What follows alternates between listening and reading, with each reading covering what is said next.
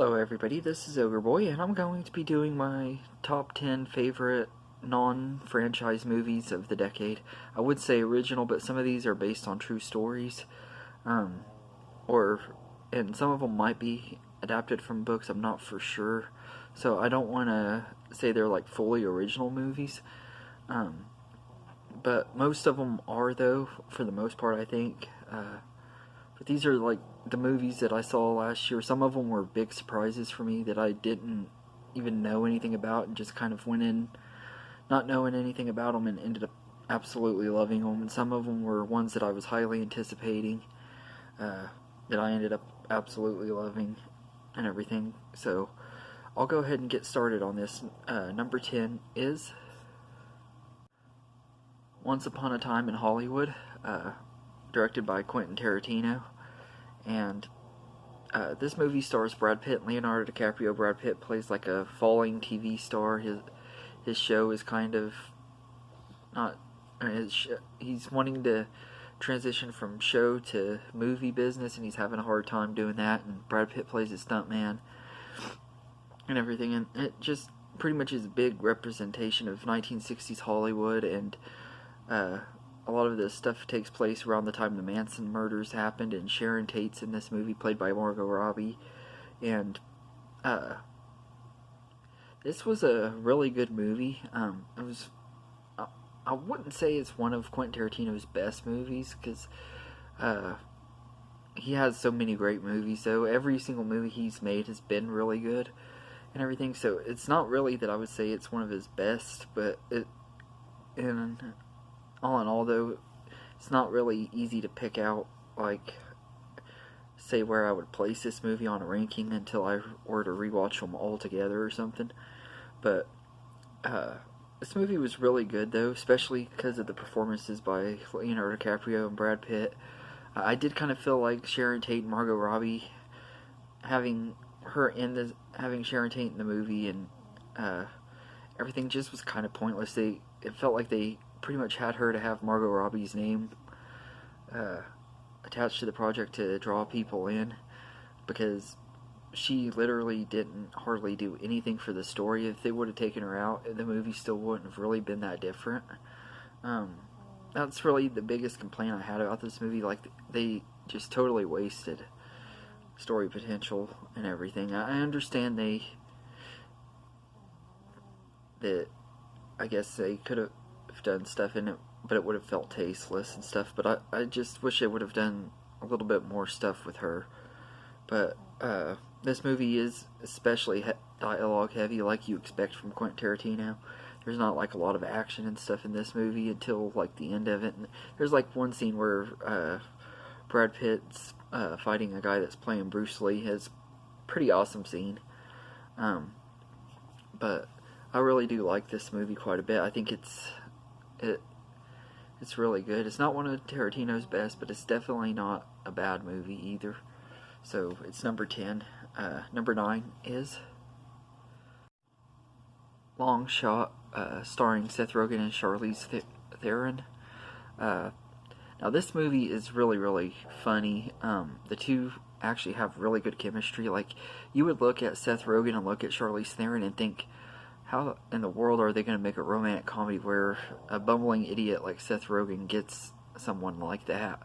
But when you watch the movie and you see how good their chemistry is and all that, it really makes sense and everything. And it doesn't feel like it's unbelievable. Like, you watch some movies, especially in the comedy movies, you see these guys, especially in Adam Sandler movies. Adam Sandler always gets these really hot women and stuff at the end of his movies. And people that I doubt would have ever gave Adam Sandler the time of day. But then again, Judd Apatow is married to Leslie Mann, so I guess that says something. But people you would think would never be able to get these type of women and stuff.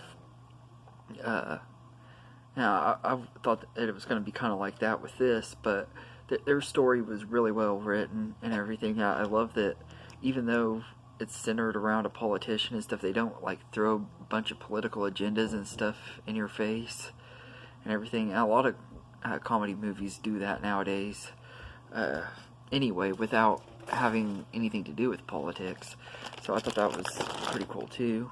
But Longshot was just a really funny movie and everything. So it's number 9. And number 8 is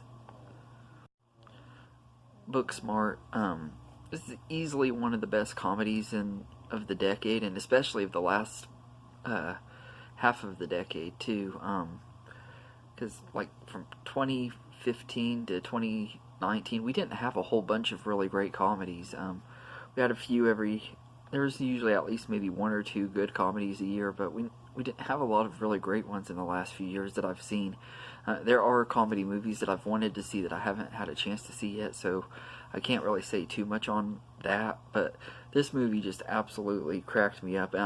When I first heard about it, I was like, it really sounds like it's a ripoff of Superbad, and everybody was comparing it to Superbad. I was like, oh great, this movie is not going to be that good and everything. And then I watched it, and man, it is absolutely hilarious, and just like Superbad, which I can now consider a classic, like a modern classic comedy, I think Booksmart will be considered that in 10 years from now. It's just absolutely hilarious, and I think it's really cool that it stars Jonah Hill's sister. I can't remember what her name is, but I thought it was really cool that she's in here, and I think it's Caitlin Dever is her name. She was on Last Man Standing. She's really good in here, and all of the cast is really great, but Billie Lourd, who's Carrie Fisher's daughter, man, she steals every scene she's in. She's just absolutely hilarious. I actually would really love to see a spin-off movie about her character. She kind of stole the show, kind of like how McLovin did in Superbad. She just stole every scene she was in. So I absolutely loved Booksmart. I thought it was a really good movie and everything. So it's number 8, and number 7 is Ready or Not. This movie was absolutely crazy. It's a horror movie with dark comedy elements.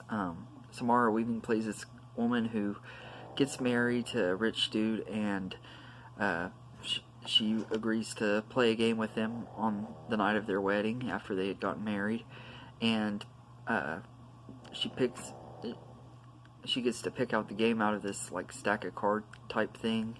It's not really cards, but it is. But she gets hide and seek and everything, and what she doesn't realize is that if she picked hide and seek, that means the entire family is going to be trying to kill her and everything. So she's trying to escape from everybody throughout the whole movie, and this movie is just a blast from start to finish. It's really intense and stuff because you really care about the characters and everything, mainly her, but it also is really wacky and crazy, and the ending of this movie is just bat crap crazy. It's like really weird, and it just is really a lot of fun and everything. I love, like, it doesn't have like a lot of gore, but when it does have the gore, they really do deliver really well on it, and this is just a really fun movie. So Ready or Not is number 7, and number 6 is Midsummer. This movie has a lot of potential to move up in my ranking because I really did love this movie. I've only seen it once when I saw it in the cinema and everything, and when I saw it the first time, I didn't really know what to think about it and everything, but the more and more I think of it and everything, I can't get this movie out of my head. It's been in my head ever since I saw it back in July and everything, and I just ordered it off of eBay, so hopefully I'll be able to watch it here pretty soon, because I really want to see how I feel on rewatch. It could go up on rewatch because this was a really good movie. Florence Pugh was amazing in it. This was the very first movie I've ever seen her in. I know she had done Fighting With My Family, which I did see that movie too, but it was after I saw Midsummer. But this movie is just really, really great. It is a slow burner and everything, but it's still a lot of fun and everything. I love it's how colorful it is. It's like set during the day and stuff, and it's really a colorful horror movie, because a lot of times when it comes to horror, most of the time they're dark movies, of course. I mean, what do you expect? I mean, they're horror movies. But this one is set, and it has like this weird feel to it. Like there's parts when they're high and stuff off of the stuff that these people give them because they're at this this thing, and it's just really, really interesting how they do it. And this is a really, really good movie. Ari Aster did a really great job directing it. It has some of the best cinematography of the year. And it's a really, really good movie, and I was really mad that it got snubbed at the Oscars, especially for Florence Pugh's performance. So, Midsummer is number 6, and number 5 is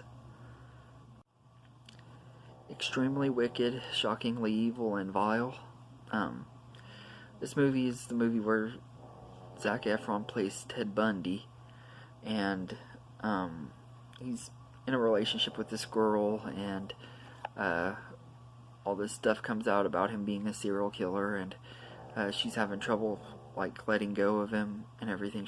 She knows that he's bad and she wants to get away from him, but she also is having trouble letting go of him, and it kind of goes through like some of the court stuff and everything. It doesn't really show any of his murders or anything, the stuff, crazy stuff that he did, but and everything. So, but Zac Efron is just absolutely amazing as Ted Bundy. He nailed the performance really well. I've watched some of the interviews that they actually had in this movie that were part of the story and everything of Ted Bundy's interviews, and Zac Efron did a really, really great job getting the mannerisms and everything down right, and he had that charming personality that Ted Bundy did that made him even more creepy, because he has this nice personality that you wouldn't expect somebody to be like that, but you can also tell there's something off about him and everything. I just thought he was really, really good in this movie. So, but yeah, and this movie just was kept me engaged from start to finish. I thought it was just a really, really good movie. So, Extremely Wicked, Shockingly Evil, and Vile is number 5, and number 4 is A Beautiful Day in the Neighborhood. This movie follows a writer for, I think it's Esquire magazine.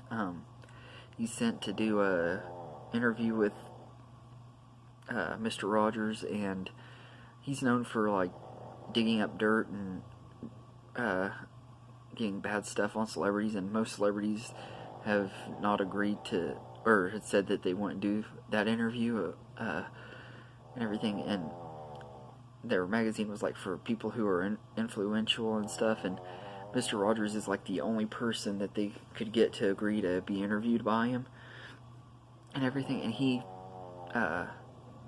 really changes the life of this reporter. Like the reporter starts seeing the world in a whole different way because of meeting Mr. Rogers and seeing how he views the world, and it's just a really, really heartwarming movie. And if you're a fan of Mr. Rogers, you know it's gonna have a lot of good feelings and stuff in it. And Tom Hanks plays Mr. Rogers, and he deservingly got an Oscar nomination for this movie. I'm really, really hoping that he wins. He was just absolutely amazing in this movie, and I just really love Beautiful Day in the Neighborhood. I think it was a really good movie. I don't know if I'd say it was underrated, because it did really good with critics, and it was a decent doing movie at the box office. I think it does deserve a little bit more credit than it gets as one of the better movies of the year and everything, but it is a really great movie. So Beautiful Day in the Neighborhood is number 4, and number 3 is Us. This is Jordan Peele's second movie after Get Out, and I just absolutely loved this movie. It was a lot of fun from start to finish. Lupita Nyong'o was amazing in here as both the main character that she played and the doppelganger and everything. And it had a really good twist, which I know a lot of people said they saw coming. And everything, I didn't see it coming. I guess maybe I just wasn't thinking that much as I was watching. I was just too busy enjoying the movie, and didn't really have me thinking a lot during the movie. I have rewatched it though, and on rewatch I do see what they mean and everything. Like, if I would have thought about it, I probably would have figured out the ending before it ended. but I just never really put two and two together. Yeah, I thought it had a really good twist though, and I really love the rest of the cast. I can't remember the guy who plays her husband, but he's really good in this too. And it's just a really, really good movie. And Jordan Peele does a great job writing and directing it and everything. So Us is number 3, and number 2 is The Fanatic. I know most people say this is a so bad it's good movie. I personally don't see the bad in it. I just really love this movie. I thought it was just a lot of fun. It was crazy from start to finish, and that ending is just crazy. I absolutely love the ending of this movie. I thought it was really good and everything, and part of the reason I liked it is because it does something different. Most stalker movies, you know how it's going to end either and everything, but this movie took a whole different turn that I did not see coming. I expected it to be full of the stalker cliches, which it does have a lot of those, and everything, but it I don't know, I just really like this movie. I'm a huge John Travolta fan in any way, and aside from Gotti and a couple other movies, I've liked most of his movies. He's always been one of my favorites, and I really enjoyed this movie. I thought Fred Durst did a good job directing it, and it was just a lot of fun. So The Fanatic is number 2, and my number 1 favorite original movie of 2019 is The Peanut Butter Falcon. This movie kind of came out of nowhere towards the end of the summer and everything, and I had heard a little bit of word of mouth about it, but I went into it pretty much not knowing anything about it except that Shia LaBeouf was in it, and I absolutely love this movie. I thought it was a blast from start to finish, and I absolutely love that, like, they wrote this movie specifically for Zach, the guy that plays the main character. I can't remember what his last name is, but they wrote the movie specifically for him and wrote the entire story around him and everything, and I absolutely loved that. And this is just a great movie from start to finish, and easily one of the best movies of the year and one of the best of the decade. It's really heartwarming, and to me, whenever somebody says, what's a heartwarming movie, that's like the first movie that pops in my mind and everything. So but yeah, so I absolutely love this movie. So The Peanut Butter Falcon is number 1, and I hope you enjoyed this video, everybody. Thank you very much, and have a good day. This is the song that doesn't end. Yes, it goes on and on, my friend. That's enough, guys. Some people